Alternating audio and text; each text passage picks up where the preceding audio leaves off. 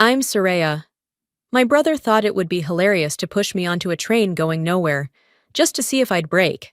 What started as a prank turned into something darker. My lease got canceled. My name was tied to fake debt.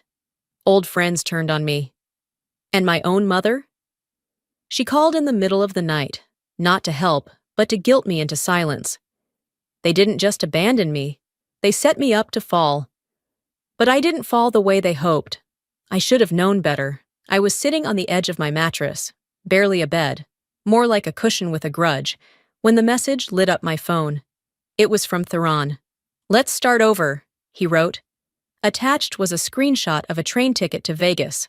Round trip, paid for. "One weekend," the caption read. No drama, just us. Reset? I stared at the screen for a long time. He hadn't texted me in nearly 7 months. Not after the last fight, not after I blocked him on everything. But Theron had a way of slipping through cracks I didn't even know I had. He was always like that, charming in a greasy way. If the devil ran a used car lot, he'd look like my brother. Still, the words reset and just us pulled at something old in me. Some dusty, battered hope I didn't even realize was still breathing. My stomach told me no. My heart? It just wanted a break. So I said yes. The station was packed when I got there. Dusk in Phoenix meant blinding orange skies, sagging heat, and the smell of dust and asphalt. I clutched my duffel bag like it was the last piece of me that made sense.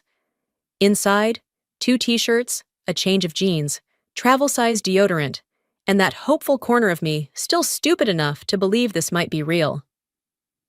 I waited. He was late. Of course he was. Theron didn't believe in time unless it benefited him. When he finally showed, he was all smiles and fake affection. "You clean up all right," he said, giving me that once-over look I hated. His arms were behind his back, like he had a magic trick lined up. "You're gonna love this ride," he said. "Feels like a movie or something." I didn't answer, just kept my eyes on the boarding sign. Vegas, 7:03 p.m., Gate B4. They called final boarding. He stepped in, pulled me into a hug, and just as I felt the shift in his weight, I knew. Too late. He pushed me, literally shoved me into the train as the doors hissed shut. I stumbled, landed on one knee, my duffel half flung. The train jolted forward, and I grabbed the metal bar for balance, breath caught in my throat. I spun around. He was outside, grinning like a damn fool. He waved. Then he turned and walked away. No signal, no Wi-Fi, just a phone blinking, no service, and a growing sense of dread curling in my gut. I pressed my face against the window. The platform disappeared behind us. I checked the digital map inside the train. We weren't going to Vegas. We were heading south, to Tucson. I blinked. Thought maybe I misread. I refreshed the ticket PDF on my phone. The departure time was correct. The destination wasn't. The ticket wasn't round trip. It wasn't even real. It was a one-way to nowhere. I tried texting Theron. Nothing. I called. Straight to voicemail. Then the screen lit up. "Let's see how far you get this time, sis." I felt it in my chest, like something cracked open. For a moment, all I could hear was the hum of the train and a high-pitched silence in my ears. This wasn't a mistake. It was a game. And I'd just been made the punchline again. I pressed my forehead to the cold glass, tried not to cry. God, I hated him. But what really burned was that I hated myself more, for believing even for a second that he'd changed. I called Mom. No answer. Of course not. They were probably all sitting around the kitchen table laughing about it. Varric with his whiskey, Isolde pretending not to laugh too loud because she was trying to be neutral. That was her favorite line. Neutral while I drowned. A man in a plaid shirt sitting across the aisle leaned over. His eyes looked kind, but tired. He asked, "You okay?" "You look like you just lost your whole life." I gave him a crooked smile. Maybe I just did. He didn't say anything after that, just nodded slowly, like he knew that kind of loss himself, then turned back to his crossword. I stared out the window for the rest of the ride, watching the desert swallow the horizon. Tucson. When the train hissed to a stop, I stepped off like someone waking from a dream they hadn't asked to have. The platform was smaller, older, no flashy signs, just dust, peeling benches, and the dry heat clinging to my skin like a second betrayal. I walked into the station, found the nearest ticket kiosk, and tried to book the next train back to Phoenix. The screen blinked. Transaction declined. I tried again, with my debit card. Card flagged. Please contact your bank. My throat went dry. I called my landlord, hoping to buy a few hours, lie a little, say I was stuck, that I'd be back tonight. She didn't even let me finish. Ms. Whitmore, we've already changed the locks. What? I felt my legs wobble. We were informed you had behavioral issues, mental health concerns. It's a liability now. Behavioral issues? My voice cracked. Who told you that? She hung up. That apartment was barely a step above a shoebox, but it was mine. The first place I'd signed for on my own. I remembered scrubbing mildew off the ceiling with bleach and a towel and thinking, this is what independence smells like. Gone. Just like that. I didn't need to guess who had called her. Varick used to say stuff like that all the time. Don't listen to her, she's always been unstable. He'd say it in front of neighbors, waitresses, even teachers. It was his favorite trick, make people question my mind, and they'd never listen to my words. And Theron? He just watched and laughed. Always the golden boy. It's just a joke, chill. He'd whisper, whenever things went too far. I sat on the curb outside the station and took inventory. $28, a dead phone, a bag full of cheap clothes, and no address to return to. I found a diner that never closed and bought the cheapest coffee they had. Burnt, watery, no refills.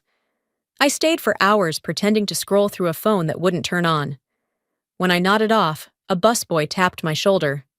You can't sleep here, he mumbled. I left. Spent the night on a bench behind the building. Woke up stiff, sore, and humiliated. The second night, same routine. On day 3, I walked into a temp agency.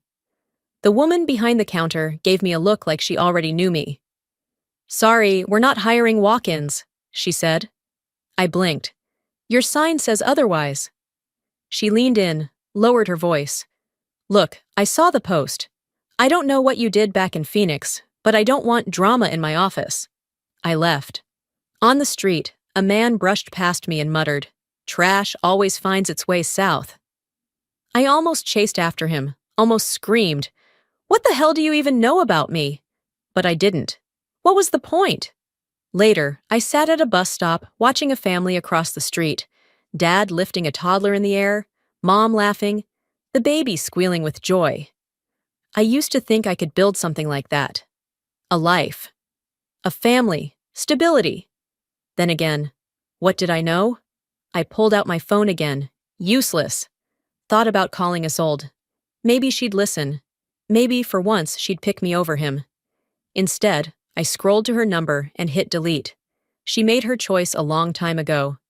I remember being 9, kneeling on rice in the kitchen because Theron had blamed me for breaking the microwave. I hadn't even touched it. Isolde walked in, saw the tears in my eyes, and said, just apologize so this can end. Like peace was more important than truth. She'd been doing it my whole life, choosing the peace of silence over the pain of accountability, and I was done paying for that. As the sun dipped low, casting Tucson in bruised shades of orange and gray, I felt the weight of it all settle into my bones. My feet ached, my stomach growled, and I had nothing left to lose. I whispered it aloud just to hear the words outside my own head. You can sleep on a bench, you can walk back, but you're never calling them again. The words echoed like a vow in my head as I walked the quiet streets of Tucson at sunrise. My feet were blistered, my lips cracked, and I'd slept sitting upright on a metal bench with a plastic bag for a pillow. I wasn't sure what hurt worse, my back or my pride. 3 days in, I finally caught a break. A little cafe on the corner of 4th and Congress was hiring. It had a crooked open sign and a chalkboard menu out front with words like homemade and family owned scribbled in curly white lettering. I walked in smelling like sweat and defeat. The owner, a woman named Denise, looked me over with that mixture of curiosity and caution people reserve for strays. She asked one question: "You good with early mornings?" I nodded so hard I made myself dizzy. They gave me a chance. Not much, 4 hours a day clearing tables and restocking creamer. But it was something. I overcompensated by saying yes ma'am too often and wiping the counters 3 times more than needed. I kept my sleeves down to hide the bruises on my arms from sleeping on concrete. I smiled too much. Polite, sweet, invisible. But invisibility doesn't last. A week in, things changed. Customers whispered as I passed. A group of college kids stared openly at me one morning, then burst into laughter when I dropped a glass. I tried to brush it off, but something was off. Mid-shift, my coworker Lily tugged me into the back and showed me her phone. A Facebook post. Local community group. My photo, cropped from a staff pic at the last diner I worked in Phoenix. Caption: warning, this girl stole tips from coworkers and walked out mid-shift. Now she's moved to Tucson. Heads up! Below it, hundreds of comments. She looks like the type. Karma's got a name. Anonymous source, of course. But I knew. The timing, the tone, the digital fingerprints. It was Theron. He always found a way to leave bruises without lifting a hand. I felt the floor shift under me. Lily's face was unreadable. She didn't say anything. She didn't have to. Later that day, Denise pulled me aside. "Look," she said carefully, "we've been getting calls. Some folks think you bring drama." I wanted to scream, to cry, to tell her that my brother was a sociopath who thought humiliation was a hobby. But all I could say was, "It's not true." She nodded like she believed me. But when I clocked out, she avoided my eyes. The tips dried up. Customers stopped talking to me. One man, middle-aged khaki shorts, probably a dad, slipped a note onto the table I'd just cleaned. "Trash doesn't belong here." I tore it up before Denise could see. That night, I stayed late wiping the same damn table until the wood blurred beneath the cloth. I thought maybe if I kept scrubbing, I could erase myself from the narrative. My thoughts spiraled. This isn't survival. This is a slow execution in front of an audience that already thinks you're guilty. Flashback hit me like a punch. 8th grade, when Theron blamed a kid for stealing his iPod. I knew the truth. I tried to speak up. The teacher waved me off. "Don't be dramatic, Soraya." Theron winked at me as the kid cried in detention. Liars speak louder. I stayed late again the next day, hoping my effort could outshine the shadow he'd cast. But I could feel it in the way people looked through me. Then came the final gut punch. A TikTok clip. Someone had recorded me in the cafe, wiping tables in silence while customers stared. The caption: "She looks guilty AF." It had 500,000 views. A stranger from New Mexico commented, "She's a menace. I heard she scammed a vet's family." Another said, "Hope she rots." I deleted all my social media accounts, burned them to digital ash. That night, I didn't cry from anger. I cried because no one would ever care enough to ask for the truth.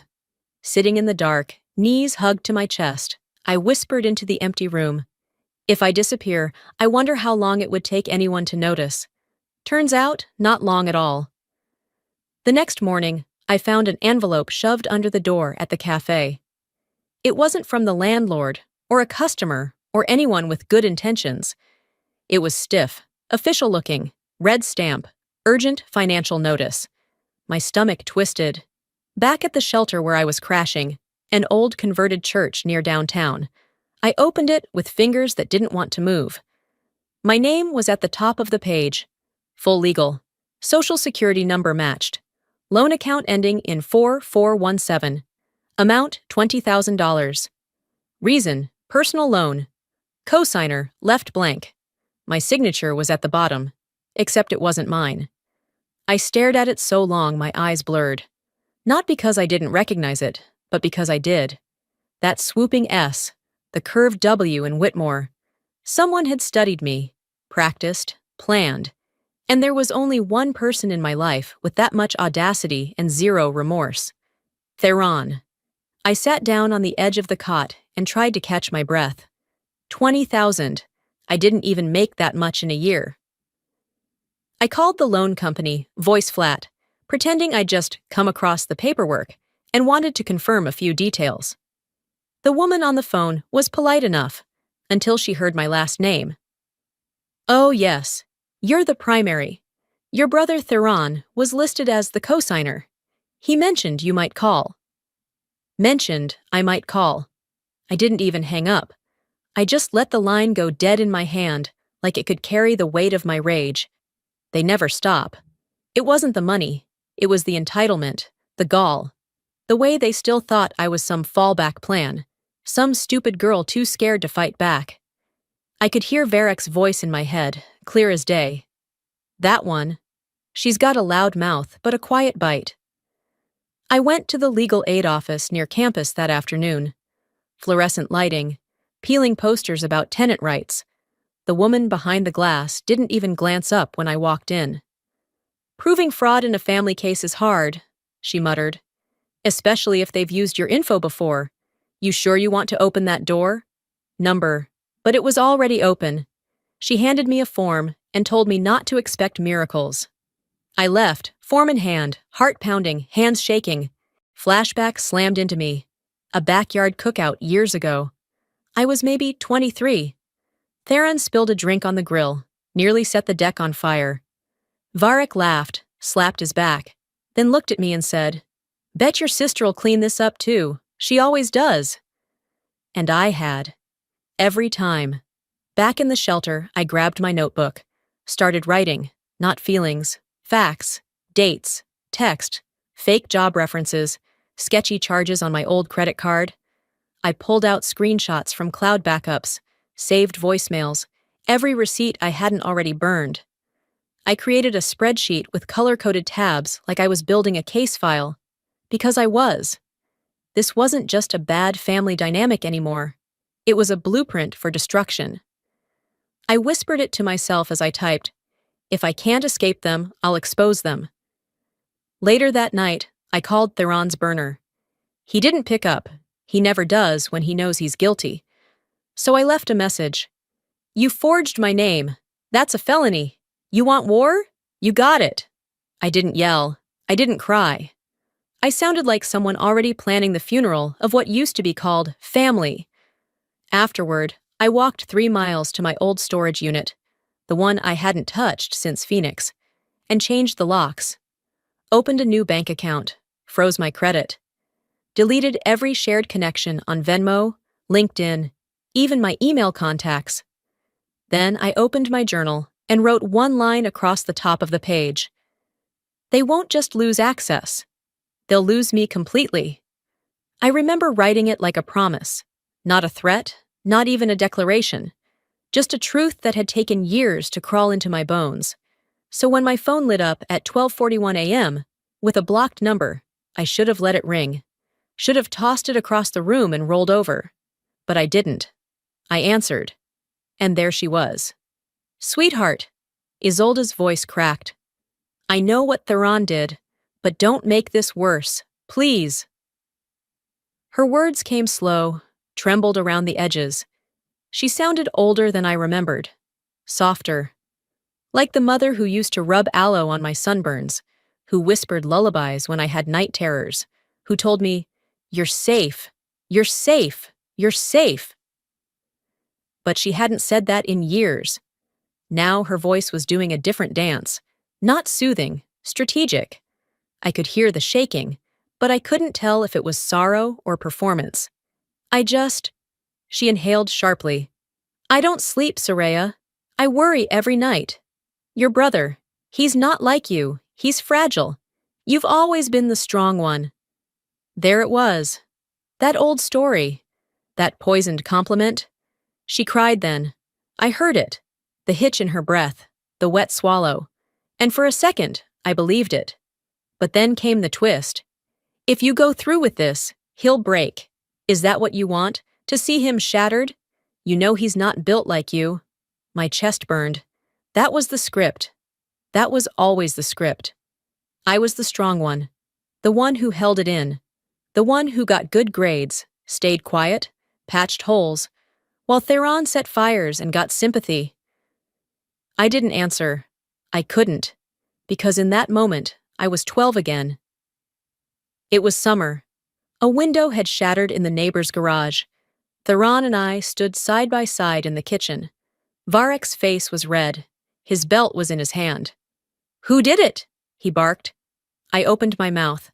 Theron looked at me, wide-eyed, pathetic, and shook his head like he was 5, not 10. I stepped forward. I did. Later, as I knelt on the bathroom floor, wincing with every breath, Isolde dabbed ointment on my shoulder and whispered, "You're so strong, baby. That's why I knew you'd take it." She kissed my forehead. And that was it. Strength in our family meant endurance. It meant being the shield while the sword kept swinging. Back in my tiny apartment, I walked into the bathroom and stared at myself under the yellow light. Jaw clenched, eyes swollen from sleepless nights. I didn't recognize the woman in the mirror, but I respected her. She was done. I grabbed my phone and opened a new message. To a therapist whose number I'd saved but never used. "Hi, I need help sorting out years of damage. When's your next available session?" I hit send. Then I pulled out my journal and started writing. Not about what had happened, but how it had shaped me. I wrote it like evidence, because maybe one day it would be. And somewhere on page 3, I scribbled in all caps, "If being strong means breaking for them, I choose weakness." Then I opened my email and typed out one last message to Isolde. Subject line, "No more." Body. "You can love me without asking me to break for him. If you can't, then maybe you don't know what love is." I hit send. Then I blocked her number. The apartment fell into a silence so complete I could hear the hum of the fridge and the tick of the cheap wall clock. But it didn't feel empty. It felt real, like air after a storm, like truth even when it hurt. The silence feels honest, and that's something. But honesty doesn't last long when you're up against people who thrive on distortion. I woke up to my phone buzzing like it was on fire. Dozens of notifications, ping after ping, DMs, mentions, tagged photos. My stomach twisted before I even unlocked the screen. There it was. A photo of me and Theron, cropped tight, heavily filtered, edited just enough to look like something it wasn't. It was from years ago. A family barbecue, I think. He had his arm around me, but someone had softened the focus, shifted the context, and slapped on a caption designed to destroy. "Some families are closer than they should be." My breath caught in my throat. I scrolled through the comments. Gross. She always looked shady. Knew something was off about her. I stared at the screen, disbelief burning into rage. This wasn't just character assassination. This was a slow public hanging, and they were handing out rope like party favors. And then I saw her name. Demi, an old co-worker from Phoenix, the one who'd once bought me groceries when my debit card declined.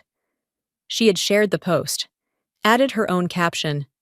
"I hate to share this, but people need to know the truth." I called her. Straight to voicemail.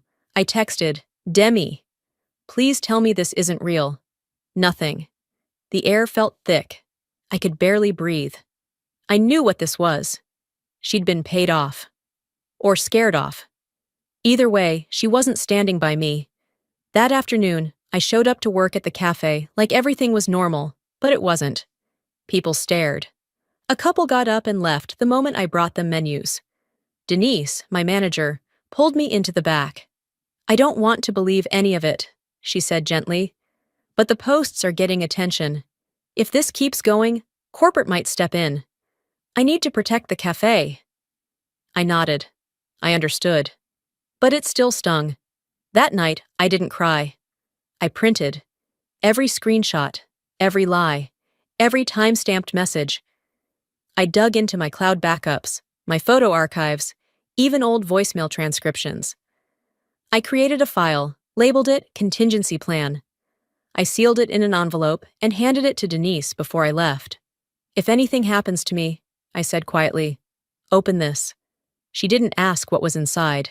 She just nodded, eyes full of something like pity. On the walk home, I stopped at a corner store and used the public Wi-Fi to create a new Instagram account. No name, no bio, just a blank slate and one post, a photo of my journal. Caption: "You think silence means guilt. I've been silent because I was surviving. But you want noise? I've got plenty." I didn't name names, but I didn't have to.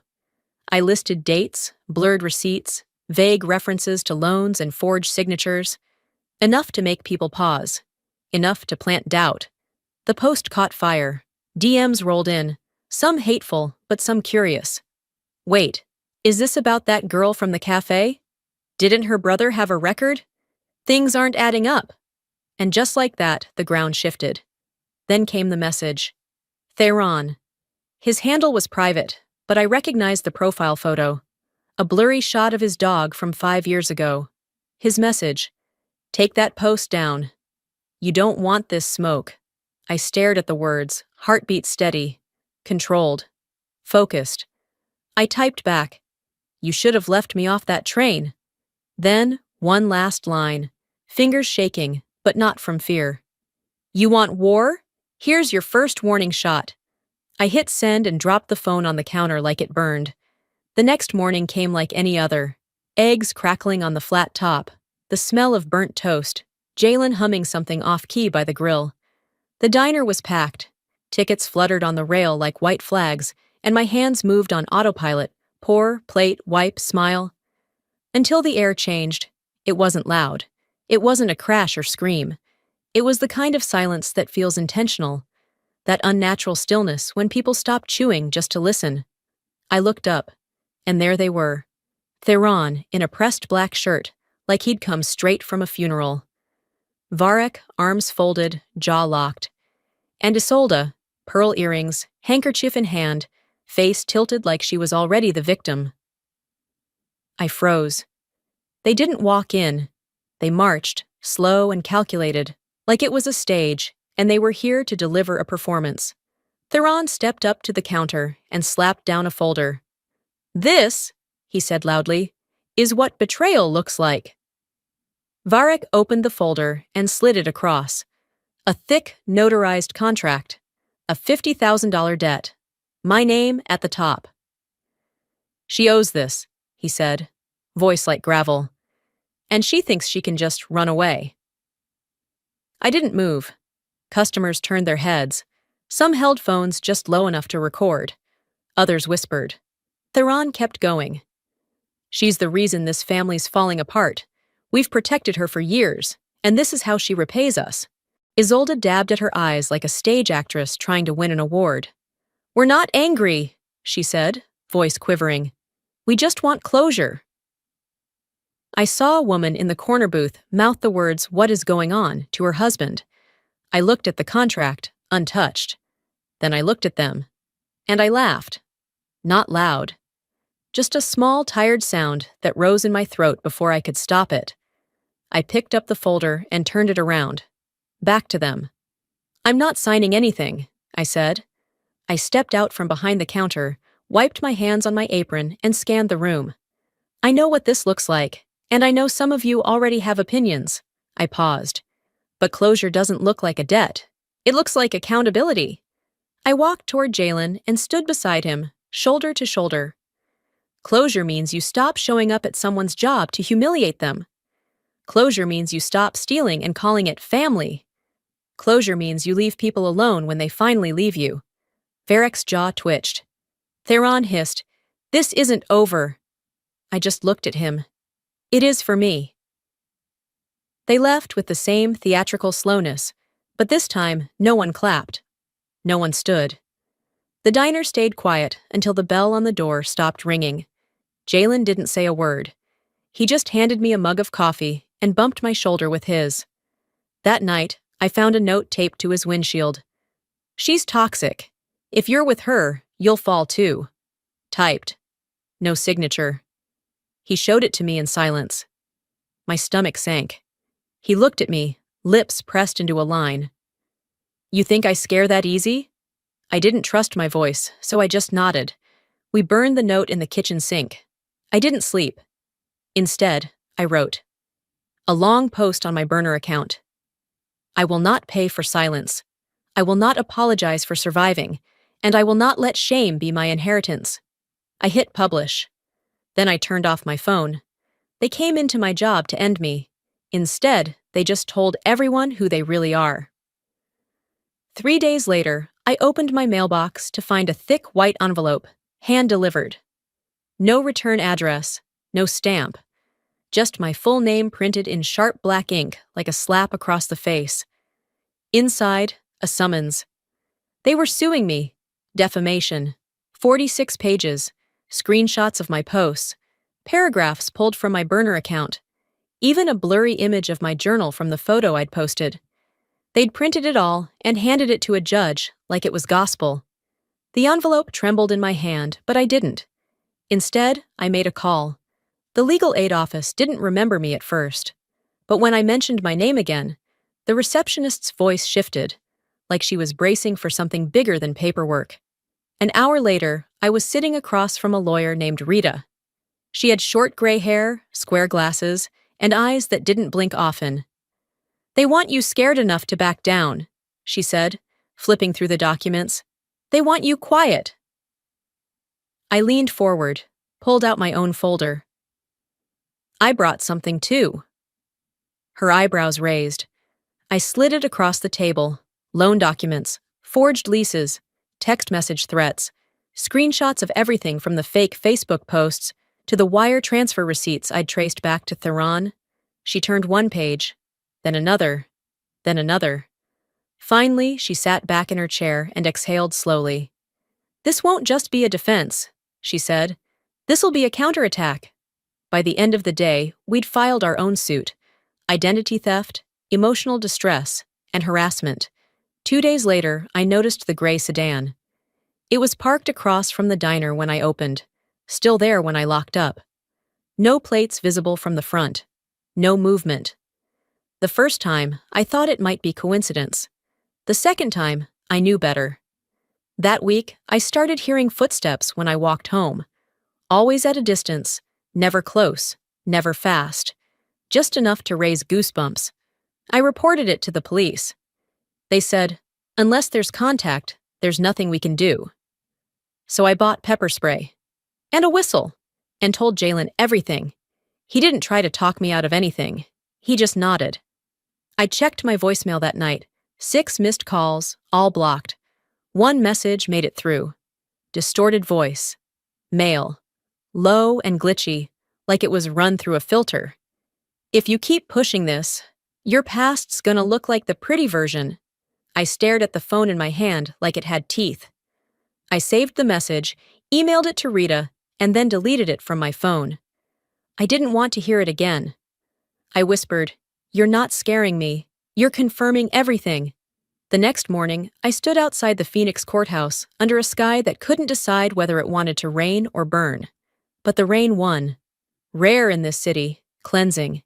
Jalen held the umbrella between us, his hand steady above my head. He looked down at me, eyes searching mine. "You ready to walk in?" I nodded. "Oh, I've been walking into storms my whole life. Let's go." The courtroom didn't smell like justice. It smelled like old paper and disinfectant, like nerves hiding behind cheap perfume and worn-out suits. But it was quiet. The kind of quiet that means everything is being recorded, and nothing can be taken back. When the verdict came, I didn't cry. Identity fraud confirmed. Harassment substantiated. My counterclaim settled privately. The defamation suit dropped. Varek never showed. Isolde didn't send a single email. Theron sat through one day, jaw clenched like he was trying to chew through shame, then never came back. They just disappeared. No apology, no confrontation, just absence. And for the first time, I didn't chase answers. Weeks passed. The tension I'd carried for years. That coiled wire of always bracing, always flinching, it began to loosen, not vanish, but soften, like muscle finally unclenching. Then one day, while I was clearing dishes at the diner, Delza slid an envelope across the counter. She didn't say anything, just nodded at it and went back to the coffee machine. Inside was a lease agreement, the corner cafe space next door. Empty for months. Too much work, too much rent. Until now. Her handwriting at the bottom. You've outgrown surviving. It's time you started living. I sat with that sentence all night, hands flat on the paper, like it might vanish if I blinked too long. 2 months later, it was mine.